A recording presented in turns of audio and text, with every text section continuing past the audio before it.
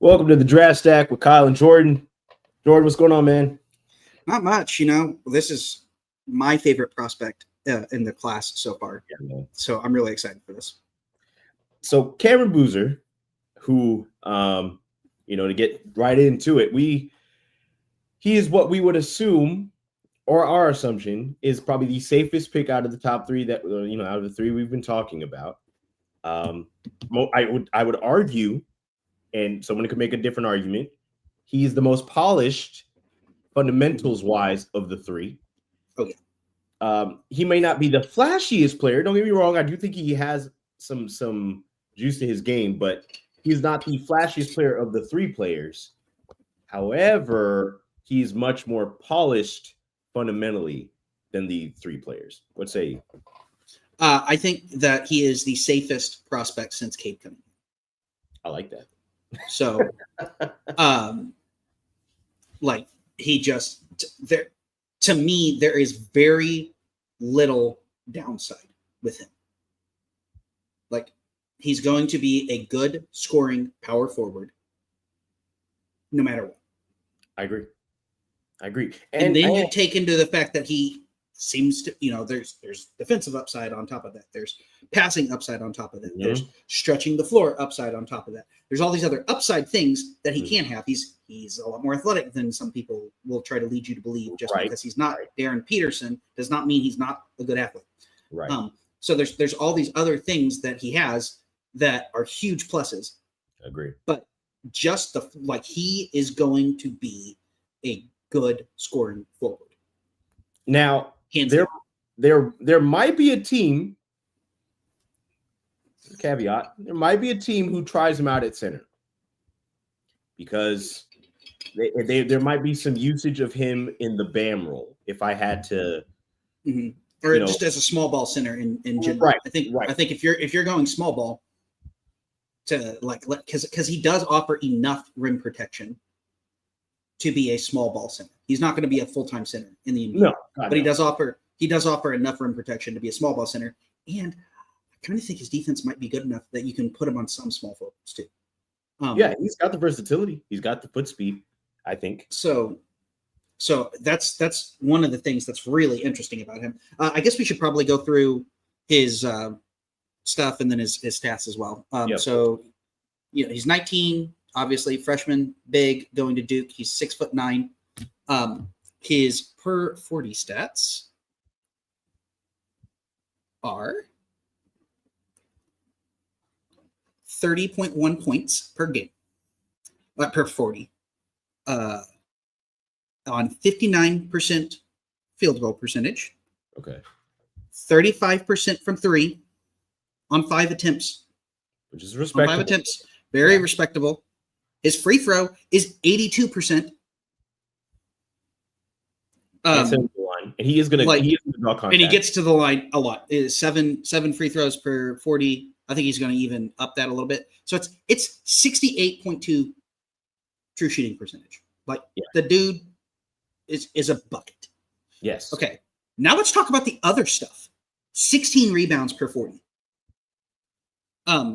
With 4 of those being offensive. So he's giving you second chance points all the time. 5 assists per 40. Now it is 3 turnovers, so that he needs to cut that out a little bit. Yeah. But he's also getting 2 steals and 2 blocks per 40. Yeah. And only 2.6 personal fouls per 40. So, it's a little high, but it's not terribly high. So the dude is good. The dude is very, very good. And that's his cerebrometrics. So that's 117 games. So it is not a small sample size at all. He is good. The thing that seems to be thrown around about him is a lot of people just want to say, oh, you just think he's the best because he has the most team success. Okay. He does have the most team success, and he does that. He has the same numbers as the other guys while also having team success. He impacts wins. He's the reason that his team is successful. Now, to be fair, there are other 5 stars on his His brother's there. Oh man, now it's killing. Who's the other one that wasn't it Richardson? Right? It was the other Richardson brother, right? Yes. So it's there. Yeah. So like he did have a very good team, right? But he was the heart and soul of that team. I mean, and he made. If you watch any games with him against other 5-star recruits, yeah, he's awesome. He steps up, and that's the thing. Like we have games of him versus Flag. He outplays Flag every time. We have games of him versus AJ Dybantsa. He outplays Dybantsa every time. We have games of him versus Peterson. He outplays Peterson. Like, so to me, I don't understand why he's getting held back for being better.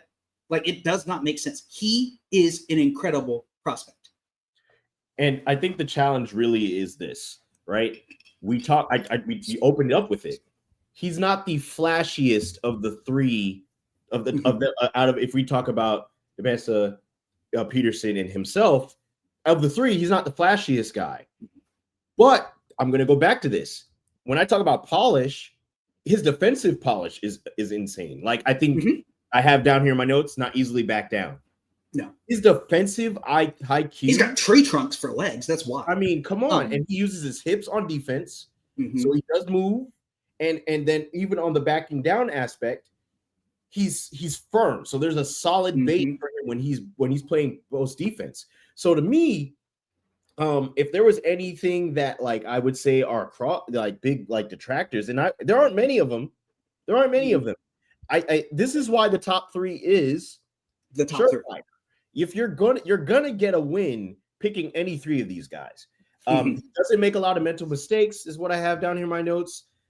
Does have some nuance on understanding, and then I do think his motor is high. I do wonder he doesn't take plays off. He gets out on the floor. Let's talk about the motor thing, because I think that's his highest selling point. He is physically, like body type wise, more gifted than anybody else at his position with what God blessed him. He has his dad's body. Okay. Which, for those of you who don't know, for those of you who are too young to have watched Carlos Boozer, he's like one of just, I don't know if you've like studied history, like those Greek statues, where they're like marble statues or like bronze statues of like the jacked people. He was one of those come to life, except bald. And so he like painted on his hair. Anyway, never going to let that go. But Carlos Boozer was a unit and a half. He was Dwayne "The Rock" Johnson, if bigger. He was a bigger Dwayne Johnson. Like, and he also had some skill. He also had some other stuff, but his physicality was the thing. Yes. Cam looks like his dad at the same age, but he also takes every play seriously. Yeah, he does not take plays off. Right. There's a lot of people talked about with the last game, people were showing the highlight, obviously he opened up with an and one dunk. And people were sharing that highlight, or they were sharing, different the threes he took, because one of his threes was like super deep. One of them was very guarded, and he was doing awesome. But the play that stands out to me was there was an offensive rebound where he dove out of the bounds, got the rebound, and threw it perfectly to a teammate for an easy layup because he wanted it more than the defender wanted. That's the difference. That's the difference between him and Peterson and him and Dybantsa, is he wants it more. He's hungry. He's hungry. And that is the separation we're talking about as we move towards heading towards March, and from March towards draft time. The guy who plays the hungriest is going to go number 1. That's my opinion.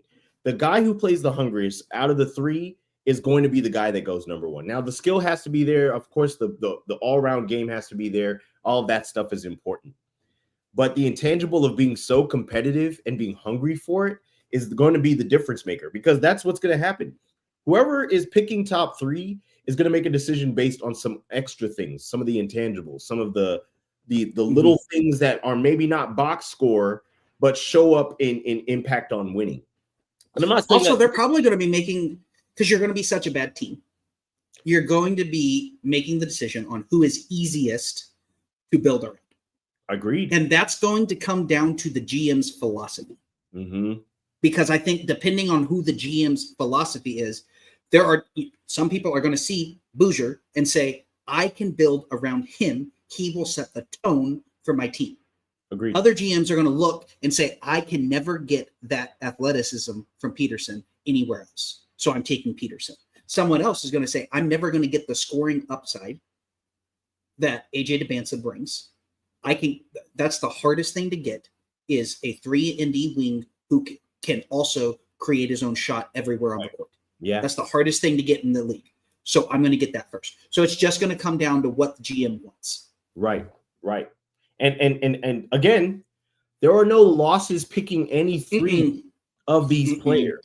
I'm not saying it tapers out after 3. I'm saying that there's a tier difference between the top 3 and then 4 and down. Now, yes, someone else somewhere else is probably going to hear this, and they're gonna argue, no, guys below are probably just as good. You're making no. I do think they're the top 3 for a reason, and have been prior to us getting to the open. Heading towards the opening. I mean, it was a top 4 before Flag transferred up. So it was not. So all of these 3 guys were considered Flag level prospects. Agreed. Yeah, they were. When Flag was their peer. Okay. So Flag transferred up because he felt like he wasn't being challenged enough in high school. Right. Obviously, it worked for Flag. Every single one of these guys were considered just as promising as they were. They were.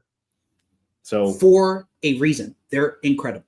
And we're gonna talk about the other guys who have a lot more nuance to their game. And there are a lot of other guys who, the next guy we're going to talk about is Ament. Ament, a lot of people are talking about his high ceiling, because he looks like Kevin Durant. We'll get to that.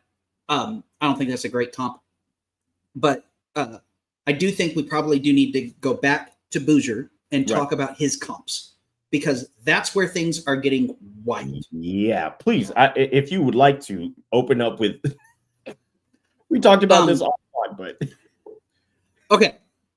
So we're getting some wild comps for the low end, because there are some people who really don't like Boozer for some reason.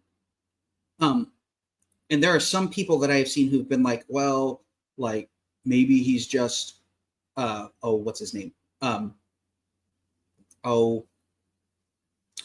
Blair or something like that. They want just, he's just a big bruising forward who has some skill but doesn't do anything else. Well, DeJuan Blair had torn both of his ACLs.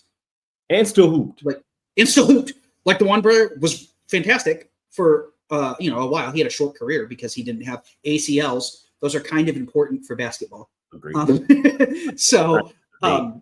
Like they were gone. He didn't just tear them. Like they were gone. He didn't know that they were gone. And so it was when in college they found out that he didn't have connected ACLs. So Boozer's significantly more athletic. Therefore, he's a better defender. Not that Blair was a terrible defender, but he just, he was limited in his athleticism. Right. Agreed.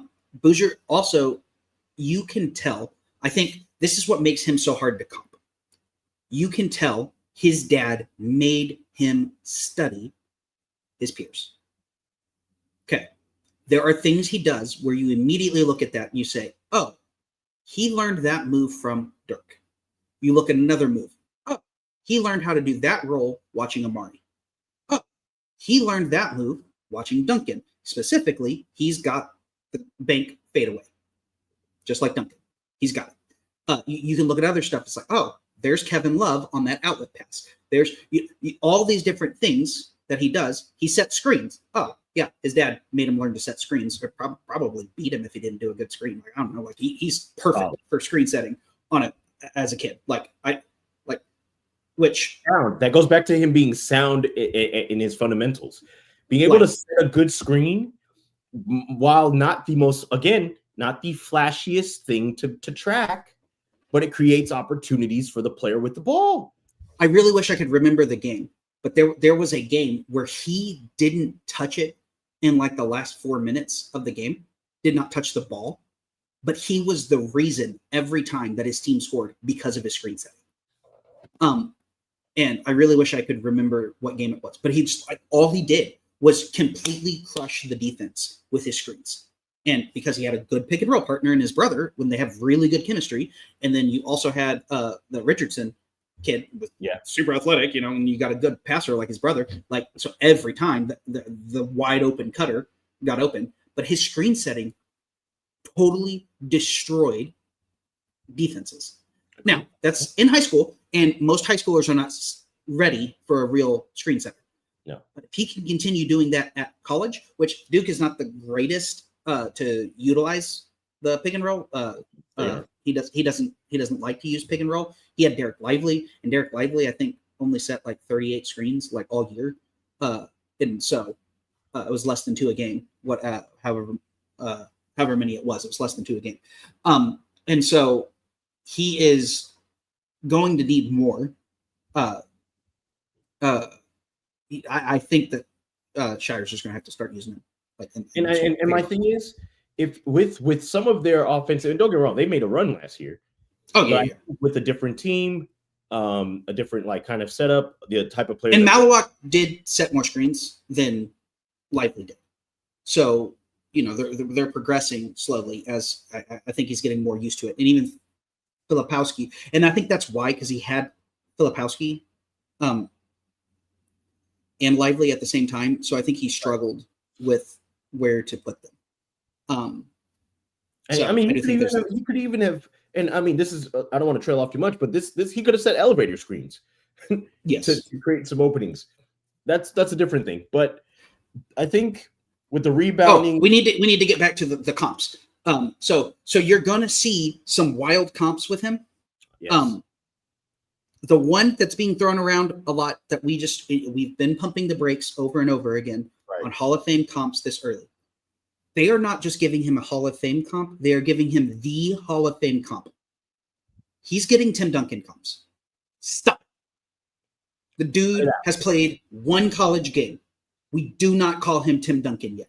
Cut it out. That is unfair to anyone. Okay? Anthony Davis got Tim Duncan comps. And it was unfair to Anthony Davis. Anthony Davis is a top 75 player of all time. It was unfair to comp him to Tim Duncan. Okay. Right. So Anthony Davis did not live up to that comp. Anthony Davis. Okay. So do not comp these kids. Let them live. I mean, here's the thing. You don't comp kids to Michael Jordan. You don't comp them to LeBron James. You don't comp them to Tim Duncan. Don't do it. Yeah, I don't even like the Steph Curry comps for some shooters. Yes. Yes. Don't cut do it that out. either. Cut it out. I mean, and here's the thing. The Tim Duncan thing is I think maybe part of that, and I don't know, this isn't maybe this pod's topic to cover. Maybe this is a different pod's cover, but maybe this is a misunderstanding of how good Tim Duncan was. I think so. I think a lot of people just watched old Duncan and they think that's who he is. Just like a lot of people watched old Dirk and they just think that Dirk was just a stretch 4. Tim Duncan was and is, my opinion, he is the greatest power forward in NBA history, in my opinion. Now you can make the argument for KG. You can make the argument for there's a few guys, but I don't think if you talk about winning fundamentals, his nickname is the Big Fundamental. Tim Duncan was an excellent player. He was also a defensive mastermind on defense. If anybody needs to go back and defender, he's the best defender to play when the award existed, to not win Defensive Player of the Year. Him and Bill Russell are the 2 best defenders to never win Defensive Player of the Year. So the point we're trying to make is pump the brakes on giving Cam so much weight to try to live up to Tim Duncan. Also, he's smaller than Duncan. Right. And I think people underestimate, which we said, that Cam is more athletic than people are giving him credit for. Duncan was a lot more athletic than people gave him credit for. Agreed. I mean, Duncan was able to guard Shaq. It wasn't flashy. And maybe that's the tie between the 2 players. For some people, is that Cameron Boozer is not a flashy guy, but he does what's efficient. He's an efficient guy. He doesn't make a lot of extra movements that are unnecessary. He's really to the point. He can make wrinkles to his game if necessary, if he needs to make adjustments, and he is versatile. But because he's not flashy, does not mean you pick the most fundamentally sound player. Yeah, like it's wild. It's wild. I would also say, so what are comps that you agree with more for him? So it was difficult. Number one, it was very because hard. he draws from so many. You can see the influence on him from so many different people. It really is hard. I was trying to be some of the comps that I had were maybe. This is weird. He's not a big okay. This isn't. I don't know if this comp works, but I felt I could have used Karolinko as a comp, and by that what I mean is defensive versatility, size. There were the way Utah used him. I mean, if you talk about Utah and Carlos Boozer, there's some versatility there. Now, granted, they were used differently. There is some differences in use. There's differences in skill set, but Karolinko was a versatile guy for his size. So that's tempering the expectations here. I'm not saying that that's what Boozer's ceiling is. I'm saying as far as versatility, Karolinko is one, and maybe I'm going too far back because I don't know if everyone knows how good Karolinko was when he was playing for the Jazz. I'm not talking about the version that was on the Nets. We're not talking about the Wolves. We're not talking about, yeah. And then I was thinking, I wanted to say Kevin Love, but even then, that's not fair to him either, because if you consider what it's unfair. But Kevin Love is one of my comp clouds for him, because Kevin Love came out. People don't realize how unathletic Kevin was when he came out of college. He was completely overweight, and it didn't matter. 20-20. It didn't matter that he was an overweight, couldn't, he was just, his fundamentals were so sound. And then Kevin Love took his body seriously and became a completely different player. And really, I mean, that's why he's going to be in the Hall of Fame, because he took his body seriously. Now Boozer already has his body seriously taken, so it's a little weird. No, what I wanted to add as a caveat, if you go back and watch the first 2 years of Kevin Love, easily 20-20 every night. Every night he had 20 points and 20 rebounds. Okay, so this is not a knock on Boozer. If you go back and watch the tape, there is sound skill for some of this. Now, we're not saying this is a direct comp for him. We're just saying these are. However, there are definitely some things that he took from Love. The outlet passing is one of the, he learned how to do the outlet passing from Kevin Love. You can see it. Yes. Again, screen setting. I've never seen a screen setter at this level as good as Cam Boozer. So there's a lot from Kevin Love in his game, but again, that's a whole lot to put on, because Kevin Love's a Hall of Fame. He's going to be in the Hall of Fame. Yes. And I mean, so I think we talked about it last pod. I had mentioned Bosch from the skill set versatility, and I mentioned Paul Gasol from just the ability to do so many things with the ball. Now, both of those guys are also Hall of Famers, so that's really difficult too. It's really hard to not find a Hall of Fame comp for him. Now, forgive me if this is not. I don't know if anyone else is going to like this comp. There is a difference in usage, but this was his role. I was thinking, the floor is prime Lamar Odom floor. That's a floor. That's the lowest floor. I don't think he gets any lower than that. And of course, somebody's going to think I'm insulting Cameron Boozer with that. But if you watched Lamar Odom in his prime and his skill set at 6'10", then I'm not making a shade at him here. I'm just saying his skill set, his ability to use the ball, his ability to be fundamental, the way he plays defense, the ability to guard. I think he could guard up a little bit depending on the matchup, and down to maybe some threes. So, are they gonna is Duke gonna use him like Lamar Odom? No, obviously not. He's gonna play power forward in a more like centralized sense. But what I mean about Lamar Odom is that Lamar could pass, Lamar could shoot, Lamar could defend. He could attack the rim. He was shifty for his size. Again, Lamar was 6'10". I don't think you are like, if anybody's listening, he was very versatile. So, I'm saying there are some shades that made it really difficult to pick comps for him, but the skill set that he possesses shows he can give you anything. This is us trying to avoid giving him Hall of Fame comps because that applies unnecessary pressure. Let him play his own game and carve out what it is his game looks like is really what we're getting at. And so if we're going for a Hall of Fame comp for him, the one that I have settled on, that if we're getting to the point where I feel comfortable to give them a Hall of Famer comp, it's going to be Chris Webber. I like Chris Webber. I like that. That to me is going to be the comp if I feel comfortable. The only person in my draft covering history that I have given a Hall of Fame comp this early to was Wimby. And that's he never got a different comp. It was always Kareem Abdul-Jabbar from the beginning, which is crazy because Kareem, I am one of the few people that says that Kareem is the best player of all time. I still say he's better than LeBron, still say he's better than MJ. And so Kareem being my comp for Wemby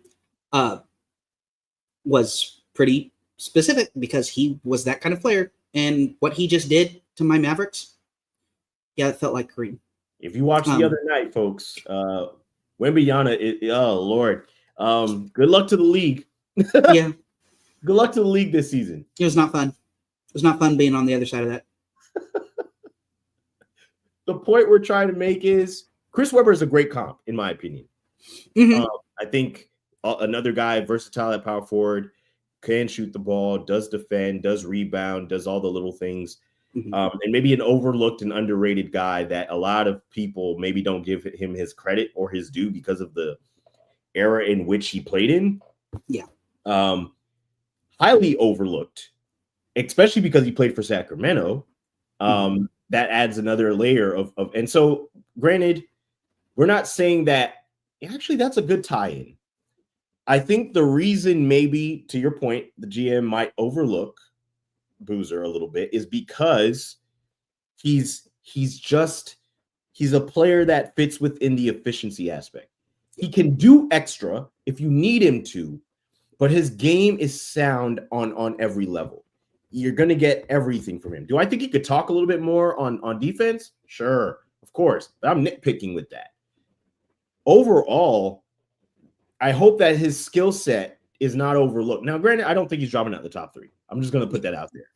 There's no doubt in my mind. I would be shocked if any of them drop out of the top three, but he'd be the one I'm shocked the most. Any team getting Cameron Boozer is going to get a fundamentally sound basketball player. And they're going to get a guy who can be the best player on a team at some point, if not based on some of his high school, success, and still give you effort as if he's a guy earning his spot. Yes. That is the difference between him being number 3 and number 1, in my opinion. And that's really the range. I don't see a world where a team passes on Cameron Boozer. Boozer sets your culture. I agree. And that's the difference right now. And I think that's the other reason that he's getting the Duncan comps is he sets the culture. Which again, the Duncan comps are unfair, but it sets the culture. And to me, that's who I want. Now, what has come away from these last 3 pods as we've covered the top three. We're going to keep, this discussion is not going to continue. It's going to be different after this pod. But what we need to realize is that the luckiest team in this draft is going to be the team that drafts third, because you're going to have none of the pressure of 1 or 2 and all of the upside of having the number 1 pick, but you just didn't have to choose. You just got the 1. And there's still a 75% chance that you're going to have the best player in the draft because these guys are all incredible. Arguably, right? It goes AJ, it goes Peterson, then Boozer. You still win. It's won. Still a win for you. You won. And so whoever gets the third pick gets a number 1 overall pick value for the number 3, for the number 3rd slot price. So the return on investment for the 3rd pick this year is going to be incredible. And here's the thing. If depending on what teams these guys go to, usage, immediate impact can vary, right? Mm-hmm. So depending on where they land, all of that stuff can be impacted. There's still going to be guys who immediately shift their teams with the way that they play. Yes. That's the expectation from them.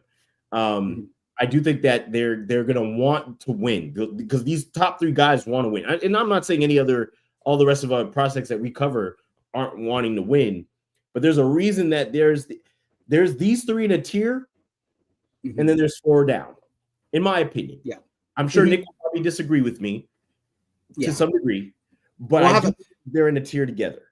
Yeah. So we'll have an interesting argument because I think after 3, we're starting to see more, okay, this is where new guys come in. And so the next guy we're covering, because we're using Nick's order, is Nate Ament. And I like who Nate. Was it Gavoni that said he had the highest potential in the one of them said he had the highest potential in the class. One of the big guys. And I don't know that we agree with that. But I actually think that Ament's, we'll cover it with the Ament pod. His value is the other way around. He has an incredibly high floor. The likelihood that he hits the ceiling of being Kevin Durant is very low, in my opinion, because it's Kevin Durant. And we also would have seen that before. What we have seen is him actually being an elite defensive prospect who can do some things on offense. Right. And so that's the value that he brings. And so we'll talk about him, but I feel like that's going to be a longer pod of, it's kind of weird because I love Ament as a prospect, but for completely different reasons than a lot of the hype is around him right now, because I actually don't think he fits the hype, but what he does is really valuable. So anyway, we'll have that discussion later. Well, guys, you've heard the top 3. We've covered the top 3. I don't think that the top 3 is going to change this entire NCAA season. All 3 of these guys are going to shuffle around on the top 3, unless a guy low has an unbelievable year, and somebody in the top 3, as we've discussed, has a year that we didn't expect for them to have. So this is a good way to end the pod. Have you done enough work down the board for you to say who you think could be the guy to jump up into the top 3? I've done work. I've watched some tape. I have paused a little bit. I'm 10 in. And the reason I'm taking my time with it is because I think outside of the top 3, 4 to 15 could shuffle drastically based on output, based on how they impact their teams and how everything works out. And usage based on some of the guys who returned, some of the guys we saw, if anybody who saw Yaxel the other night in just his other, the skill set is there. He's a guy who could move up. I'm sure that there'll be knocks because of his age. He did return I get another returner that I think could move up is Todd Pettiford. I think so. He's my top returner, unless you want to say that Jaden Quintance is a returner. So you can go back and forth on whether or not he is. So my most likely, do you have anyone who you think could be the guy that maybe hops up? Brown Jr. Maybe. That's Maybe. actually that's my number one option. Right here. Maybe. Dash Daniels, possibly.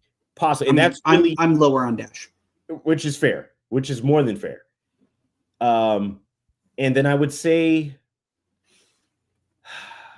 you and I both we've agreed to disagree on Sarr. I do think Sarr possibly. And he's on the same team with both boozers, which what a loaded team, man. He didn't play last night, man. They would have been even more incredible because I think him and both boozers are a very good fit together. And I think because of Cameron, I do think there's a possibility Caden could sneak into the top 5. Oh yeah. He's at 8 right now. I have him 9 on my board. And I do think there's a possibility because of the other guys around him. Now that could be the reason he ascends. That could also be the reason he does not, because how much of his skill set, I can hear it already. How much of his skill set is being utilized if he has other 5-star, high-level players? Would he be able to do this where he's the guy? He is the guy on his team. Those are all the conversations that are likely to happen. So have you scouted Taunde Yesufu yet? I did a little bit. I do like his game. He's interesting. He's very interesting. I can't wait to have his deep dive. Yeah, for sure. Because so to me, it's Mikael Brown, Taunde Yesufu, and Jaden Quintance, however you pronounce it. Yeah, those are my 3 that I think are the most likely. And then you drop down to Ament, Koa Pete, Caden Bouger, Kareem Lopez. You get into other options, but like to me, I think there's a triad. There's a triad and then another triad. Yeah. And so we'll see what happens though. I'm so ready. Games are starting. Things are happening. We had 3 pretty great debuts from the top 3. Yep. They all were pretty awesome. So yeah, this is going to be a fun year. We're going to cover everybody, and as the year progresses, a lot of this will shuffle around on the board. Again, both Jordan and I can speak for both of us. I don't think that the top 3 is changing at all. However, everything beyond that is also still very interesting, and we're going to cover and deep dive all of the games, all of the players, and how they impact their teams and how they impact winning. Thanks for the 30 plus of you and more who have been watching. We're excited to break down more basketball for you guys. Peace. See ya.